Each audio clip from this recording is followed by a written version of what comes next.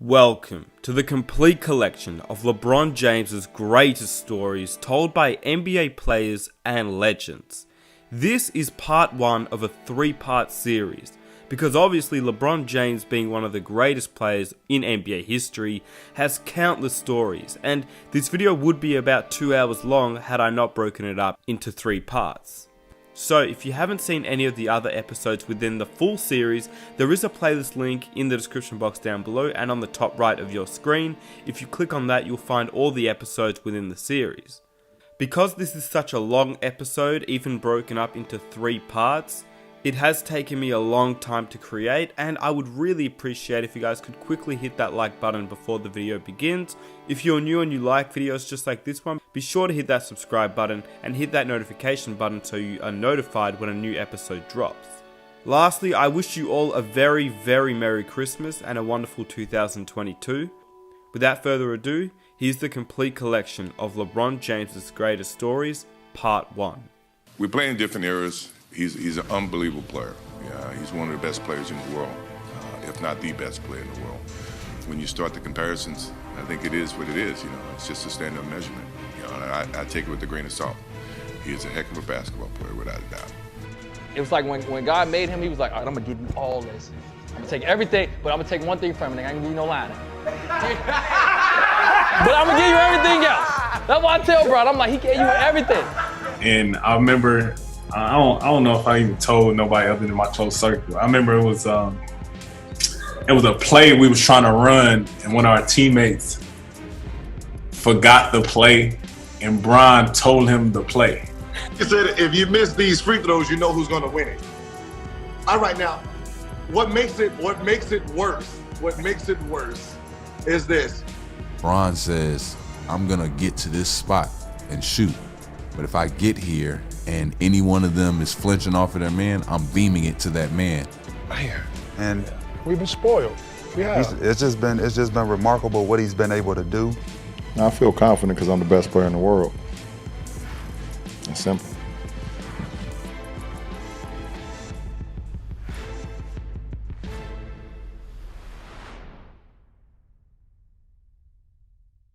He has to share basketball knowledge with people. Like it might be his biggest superpower, his ability to get everybody on the same page. Like, it's actually kind of scary. How scary how? Like, he can explain this game forward and back. He has a very high IQ, basketball IQ, right? Wow, it's unbelievable. So you talk about somebody that know the playbook, know where everybody's supposed to be, know the other teams, coaches, playbook. Spo, after the game, after you guys beat the Lakers, was asked about LeBron and the matchup in the finals. And he said in the finals, LeBron was making adjustments to our adjustments to the adjustments, and not making an adjustment to the adjustment I thought about making an adjustment. And he knew I was making a bluff. So, legendary quote from Spo. But I think what he's trying to say here is just giving LeBron credit for how intelligent he is on the court. And especially after he plays a team in the finals 6 times, I assume he has a great grasp on what's going on. I'd say 3 to 4 guys have talked about LeBron doing this in the show over the last year, of him knowing the other team's plays before they happen, and basically just calling out the plays to you guys. Knowing plays, knowing player tendencies, coach tendencies, like it's the amount of knowledge that he has stored in his head is phenomenal. I didn't realize it until I was in it, in that really in the playoffs last year or in the finals, it's almost like he's playing chess, in that when he gets the ball at the top of the key, he's like moving players, pointing, manipulating things. It's like chess, right? Like they're 2 moves ahead. Yeah, we talked about this with Kyle Korver last episode. I'd say 3 to 4 guys have talked about LeBron doing this in the show over the last year, of him knowing the other team's plays before they happen. I think what makes him great, his greatest attribute, is his ability to do it again tomorrow. Like, his ability to recover in mind, body, and spirit on a day-to-day basis it's out of this world. Like, it's unbelievable. I walk away from those years. It's one thing when you're playing against them. It's easy to get hater narratives in your head. But then when you're with him and you see his dedication to his craft, you see what he puts into it every single day. He is literally the first person there and the last person to leave every single day. And he's LeBron James. And he's been to the finals so many times in a row. He's been MVP, all those things. Like to me, that is his greatest achievement. Is just showing his ability to keep going, to mentally stay focused, to do the work that he has to do to be who he is. LeBron knows every scheme, knows every coach, knows every player. He knows players in college. You know what I'm saying? Like when we talking about shit like this, he's put together an amazing body of work. I'd say the misconception with him is that them losses came from a lack of what he's capable of, and it's not. It's I think his losses is just his style. That's just how it goes, because Bron plays it the right way. Mm-hmm. At the end of the game, when Mike says, I don't give a fuck what happens, I'm shooting this shot, Bron says, I'm gonna get to this spot and shoot. But if I get here and any one of them is flinching off of their man, I'm beaming it to that man. I didn't know you could be that detailed and have that much knowledge about the other team and the other players. And it's just another weapon to have. Like, Bron's one of them where you'll be like, we going into Philly tonight. He'd be like, no, but they just hired their new defensive coach. But he was at Georgetown for 3 years, and I played for him one time at camp, and this is how they gonna play us. And you'd be like, what? It's times that you got somebody that's been red hot, and they running it off, and we'd be like, yeah, the scouting report says, he's like, yeah, but I let him shoot that because in the left corner, he only shoots 26%. Wow, he does his study. He shoots 46% from three, but he only shoots 26% from the left corner. And you'd be like, yes, sir. Bro, thanks, bro. You know what I'm saying? Like, make me feel like I ain't do my homework. You know what I'm saying? I saw one time, like, he at a news conference after the game, and he ran the whole play down. I'm sure you saw that, right? And he ran the whole play. He passed the ball down, got the rebound, came down, threw it in the left corner. He broke the whole sequence down. I'm like, and it's nothing to him. The start of the fourth, I think they cut it to 14. Do you have any idea what? I mean, I think they scored 7 quick ones. Anything? What happened there? What happened? We ran him the first possession. We ran him down all the way to 2 on the shot clock. Marcus Morris missed a jump shot, followed it up. They got a dunk. We came back down. We ran a set for Jordan Clarkson, and he came off and missed it. They rebounded it. And we came back on the defensive end, and we got a stop. They took it out on the sideline. Jason Tatum took the ball out, threw it to Marcus Smart in the short corner. He made a 3. We come back down, missed another shot. And then Tatum came down and went 94 feet, did a Euro step, and made a right-hand layup timeout.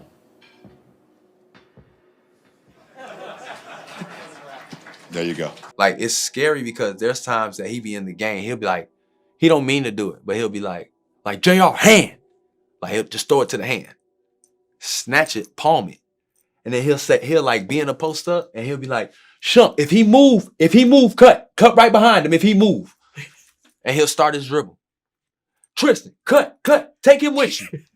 And everything he's saying, you just watch it happen. It happens. And the moment that man flinch, I'll sprint behind it, catch, dunk. Works right there. It's times he done told us on the bench, Kevin, it's gonna be there. And all I'm thinking is, dude finna steal this pass. Bron done took that mug and threw this mug behind his back, down the baseline, into the corner. Somebody done slid to the corner behind the little screen and shot this down. I'm like, this boy done threw this ball. He done caught this ball, ain't dribbled it, and palmed it and threw it like a bowling ball behind his back, all the way across the court. And I'm, you know what I'm saying? Like, I'm on the court. I'm just like, even I'm sitting there baffled. You know what I'm saying? Like, I hope with the man. Like, he gonna do some stuff, but he can break, like you said, he can break it down. X4 did this, so I did this. Right. If X3 does this, there's no way he can recover to this. I don't even have to look over there. I know he's gonna be there. I can just throw it. For years, I always caught so much flack, you know, us being the better team or whatever we was at one point in the Eastern Conference Finals, and people not realizing, like, it's tough to get past this motherfucker. I don't care who you are, you know what I mean? And see him come to the West, and be able to do the same thing, it's a testament to his greatness and, you know, his IQ to the game when he go out there and play. You know, I remember, like you said, 16 when we went to the Eastern Conference Finals. We won game 3 and 4, and it was like a whole nother mindset click for him. And the player to coach against, and one most difficult and going through in the playoffs, was LeBron James. This guy was looking in your mouth like right there and just it was telling the players exactly what was going to happen on the play that you called. And I remember, I don't know if I even told nobody other than my close circle. I remember it was a play we was trying to run, and one of our teammates forgot the play, and Bron told him the play. But I was also in the gym when I watched him on the floor against Toronto tell Patrick Patterson where he was supposed to go on the play they had called out of timeout late in the fourth quarter. He's like, no, Pat, you're supposed to stand over there and you're going to pin down for DeMar over here. Wow. That's hilarious. That's who he is.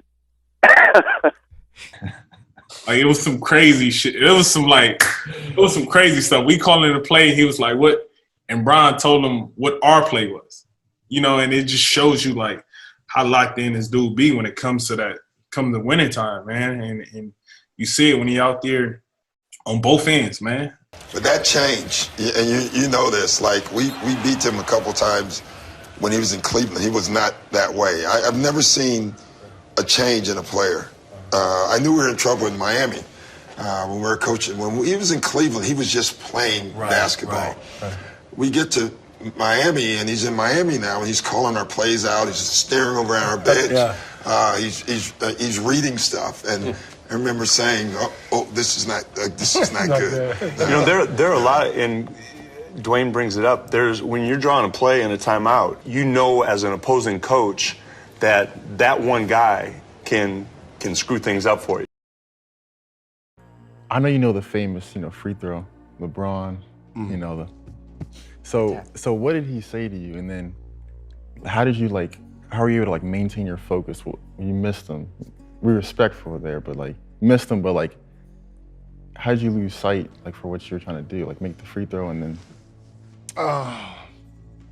Okay, so we have to back up a little bit because I was balling. Looking to inbound, Arenas puts up the three.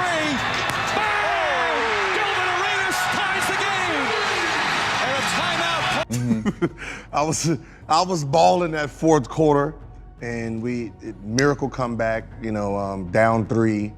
I hit almost like a 30-footer to take us to overtime. Kind of got a little tired in overtime, but got to the free throw line. It's butter. Game's over. We're up 1. I'm about to hit these 3. This is easy. And LeBron comes by and taps you on the chest and whispers something to you. What did he tell you? He said, if you miss these free throws, you know who's going to win it. And when he tapped me and he's like, if you miss these, that's game. And for that 1 second, I became human and thought about it. All right, now, what makes it worse is this. So because we gambled at LeBron's house, me, Damon Jones, that was our group. Right. So Damon Jones was horrible. He was horrible at cards. So he owed me money. So I always used to say, every time we played them, I always used to scream out, the landlord's here. The landlord needs his rent money. Right. So every time we came to town, shoot around, I'm yelling it. The game, I'm yelling it. That's all I yell. So I told the coach, hey, anytime you put Damon Jones in, I'm going 1-4 flat. He owes me money. Until he pays me my money, 1-4 flat. He's going to be a liability out on this court. And that's what I did every time he came in, 1-4 flat. So he stopped playing. So he doesn't even play in game 6. So when he whispers, you know who's gonna hit it, everybody assumed it was him. I knew what he was talking about. You know, and it had me thinking about it. And I can even see it on my face when I watch, like, oh yeah, you're missing these, bro. Mhm. And then I missed the first one, and I'm sitting there like, how the hell did I miss that? That's just so off. Missed the second one, and I'm sitting here like, yo, did this just really happen? Where did I go? I don't miss clutch free throws. And I think the thought went into my head, they really gonna put Damon Jones in and let him hit a shot. And I just missed. Like it was, like I was balling that game. Just hit the three to get us in overtime, playing great in overtime, very great battle. And then I see Damon Jones in there stretching, and they really put the man in. And the fact that LeBron even passed him the ball is what hurt the most. Damon Jones in the corner just came in the game for the first time in 2 games and hit the shot. Who does that? That's why I said that's why I said I went to go like do mental stuff. Right. Like with the mental training, because I was like, this didn't just happen. You didn't tell me this man was gonna come in and hit, and then he comes in and then you pass him the ball like he's done hit 5 straight threes. I need to go see some hill because I don't want to be the next Nick Anderson out here. LeBron is 36, turns 37, I believe, in December. Yeah, man. How is he still, like, what makes him special? And even when you talk about mileage and how, you know, how he's doing it night in and night out, where you talk about usage rate, you talk about, you know, load management. He ain't doing what Kawhi's doing. He ain't doing what these other, KD, and I love KD, I love Kyrie, but, you know, KD just took off. AD hurt, so LeBron got to take on more with LA right now. Right. So, like, what makes him special? You know, you had that yeah. This dude up there. He left the hospital with more than everybody. Bro, listen. Bro, Brandon, B. Mark, this dude up there, bro. Out the womb. Bro, his shopping cart of talent when he was born was bigger than everybody's, dog. They gave him everything. Dude behind LeBron, he don't have nothing. Yeah, but you got to give me more, man, because we know what goes into it, the sports science, how we train, how we eat, how we sleep, et cetera, et cetera. Yeah. What are we not seeing that you saw? Yeah, right? You guys have a chef for the show, right?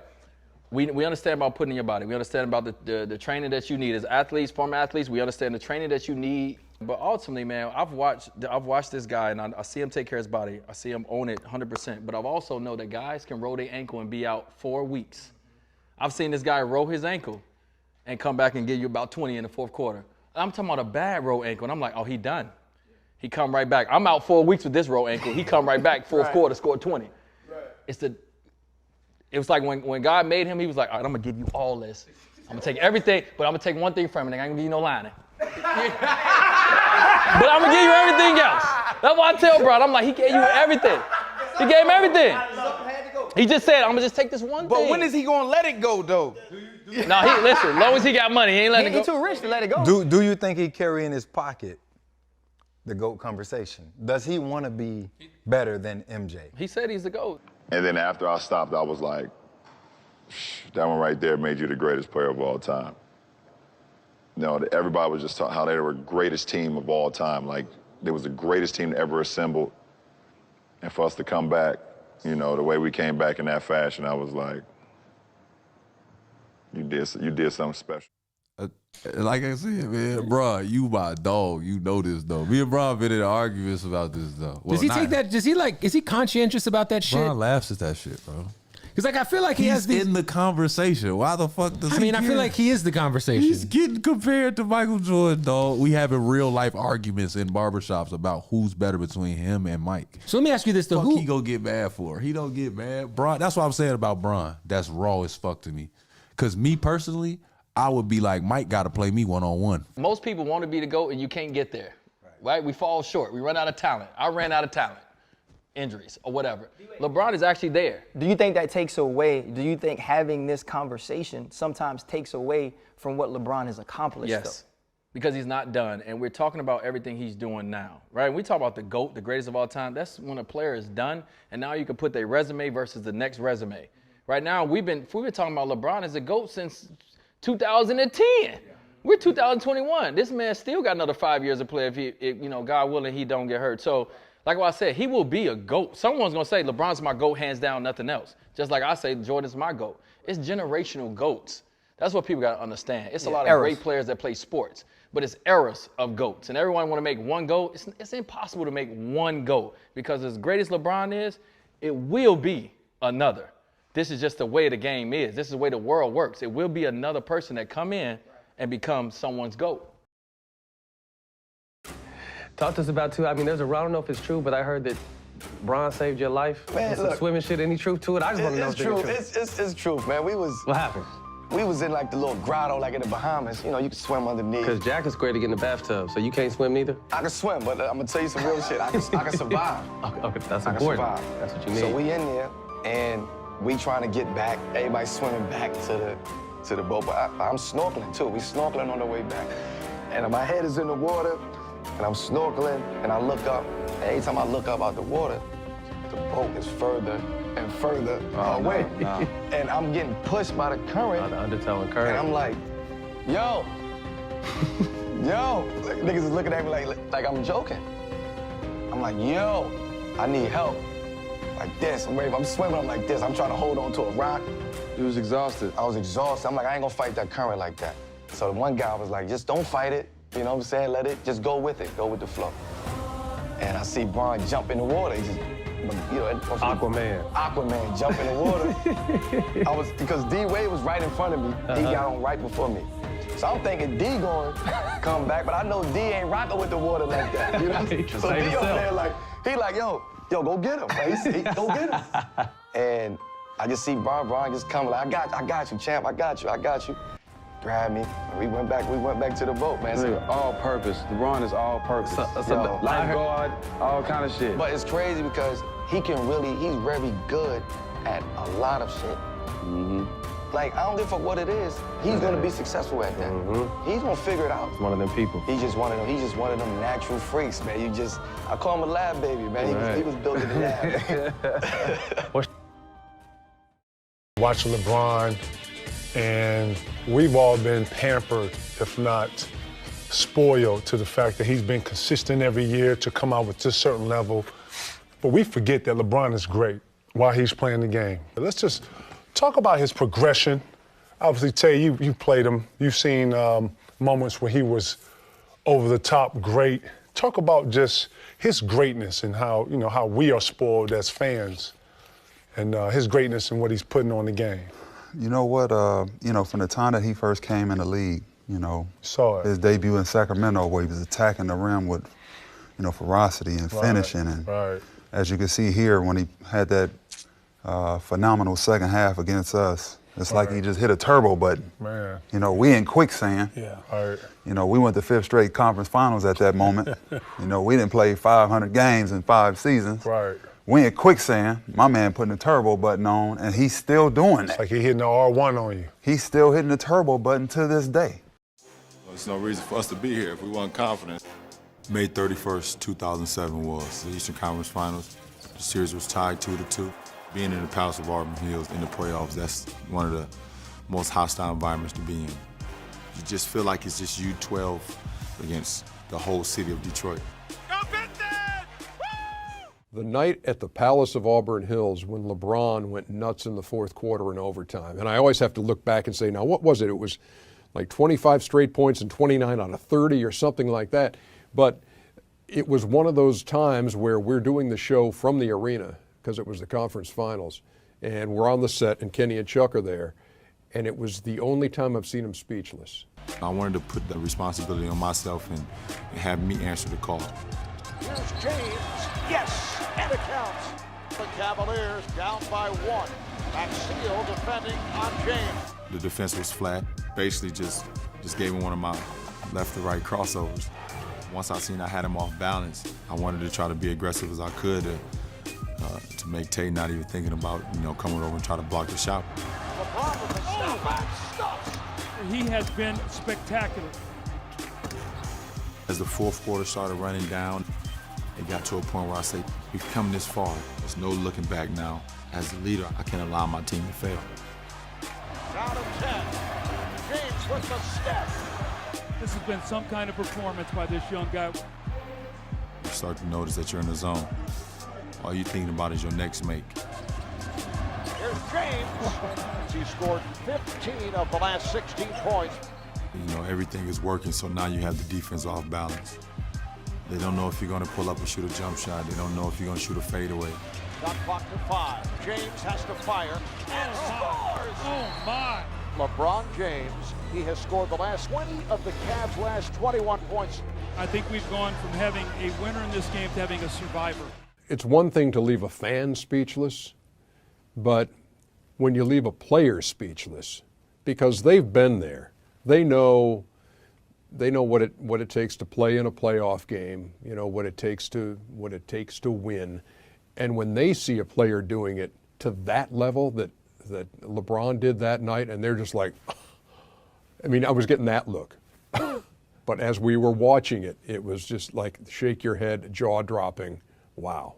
It was like, who's going to dig down to win this basketball game? On top LeBron, behind the back dribble, force, filled it up. I don't believe it. He scored the last 24 of the last 25. Jumps up a 3, it's through. 46 points for LeBron James. He has scored the last 27 of the last 28. 24 seconds to go in double OT. Baseline left sheet, turnaround gun blocked, no foul. Cavaliers at possession with 11.4 to go. Set it here. Bring LeBron to the top. Make sure you drive it. That's the last shot. That's what I stay after practice for, and this is what I be in the weight room for. That if it's that one game where you need to use every little bit of energy to help your team win. James working it down. 5 seconds. 4, 3. James scores, and the Cavaliers come away with an improbable victory here at the Palace. He had a magical game against the Pistons. Because you played against Jordan when he was, do you see the same velocity? You see similarities there? The difference is, you know, they're both equally great.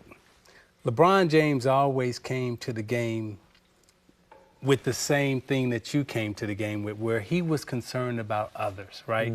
Not only did he have to score, but he also had to make this one better, and he had the responsibility. Jordan, you know, Kobe, took it on himself. Those guys, they come to the game and it's like, okay, how many points you need to win? 40, right? Oh, 41 good enough? All right, tomorrow I'm going to get 50. Oh, 50 ain't good enough? Okay, I can get 60. 48. He had 48. 48 points for LeBron James. He scored 29 of the last 30. One of the great performances of all time. Man, And we've been spoiled. We have. it's just been remarkable what he's been able to do. You know, and not only that, he came into the league with a lot on his shoulders. What's LeBron like? LeBron, he's a cool guy. He's a guy that actually, for me, when I was coming through college, when I first met him, he came to a couple of my games. He's just real down to earth, approachable. Gave me a lot of mental, nuggets that I could take with me as I started my own NBA career. And obviously as a basketball player, the dude's amazing. So somebody that has a lot of pressure on him and somehow seems to keep getting better. I know how we felt playing against Jordan. Like, Jordan was the most dominant player in our era, and we would talk for hours on the phone watching him play against another team, just admiring him play. But at the same time, it was like there were things that he did in the air that we just couldn't do. And I look at LeBron James in this era, and I say he's doing things that, y'all just can't do. How do y'all feel about LeBron? And then we can talk about how we talked about Jordan. I'd say in terms of, one guy being able to change the course of a game the way he can. He controls the pace. He does things that you kind of look like, how did he do that? Yeah. It doesn't matter sometimes how great a defense you play on him. And sheer strength and power to get to the basket. He's obviously developed that outside game that keeps you honest. It's something that You need all antennas up, all 5 guys every night. And you know, if you don't bring it, he's liable to try to expose you. So in terms of that first championship run, matching up with him, and some of the stuff that he did on a nightly basis, it was spectacular. But at the end of the day, like, that gives you even more kind of competitiveness and fire to try to figure out how to overcome it and still win. And it gives you a little bit more gratifying feeling when you do too. So, do you feel like a strength difference? Because we talk about it a lot on television when we say, oh, he's so much bigger and stronger. But I don't know what it's like to feel it. Can you describe? Oh, you can feel it, especially on the block in transition. You're just in awe of, like, I've never seen such a big human move so lightly on his feet. Like, his steps are small, but they're so quick. It's incredible. I remember one time in the finals, I got the ball on a break, and Andre was behind me, Iguodala, and LeBron was chasing me. He said, "You better dunk it, you better dunk it." So I went up to flush it, and I almost killed myself because I was nervous LeBron was gonna come by and just said, "You better dunk it," because he was coming full speed. So the landing wasn't pretty. So I made sure I flushed that thing because I wasn't trying to see that ball go to half court. Right. So that's just kind of the presence he has in the court. You know where he's at all the time. He's great at playing free safety, kind of like Jordan was, and you're just in awe of the things you can do in the air. I mean, like you said, me and Steph could never do these things, no matter how much we work on our vert, how many squats we do. We'll never be able to jump 40 inches and all through our body like that. We got to get it fundamentally. We got to get it with skill, but those dudes blend it with skill and just sheer power. There's no nights off, and that's draining. Yeah, I know who he is. He's part of the front office group. He was really excited about me missing, that shot a little bit more extra than I would have liked. But, he got a root for his team, obviously, and he was, he showcased that. So, I knew I had another quarter, and the fourth quarter is my favorite. Read it perfectly. LeBron 3-on-2. LeBron all the way. LeBron scores. 8 points. LeBron again. The deal all the way. LBJ. Throw it down. Timeout. Cleveland. Here comes Braun all the way to score. We've only got 3 to shoot. Logo 3 for LeBron. It's LeBron. Just hit that big 3. Down the middle he goes. 3. LeBron stepping back for a 3. Off the court 2 in this area. 3. Oh, now. Trying to get it in the fridge. LeBron, tough shot. Nothing too tough for the King tonight. Nothing too tough. He was definitely the reason why LeBron went for 21 in the fourth quarter and outscored the whole Cavs team. So, he looked for anything similar to what Kobe did, look for anything for motivation, and he definitely found it. The real part about it, look at the head snap. It was a quick head snap. Instant. Like, oh, no, you did Like just he what? knew And the then he laugh. looked back Like at him he knew again. who laughed. Exactly. Like I heard that laugh before. I got you. You want to wake me up? I got something for you right here. And he went off. And that is the end of this first episode of this 3-part series. If you would like to see part 2, be sure to hit that like button. If you hit that like button, I will upload the video immediately. Be sure to hit that subscribe button, and to stay notified, hit that notification bell. And I will catch you guys in part 2. I'm out. Peace.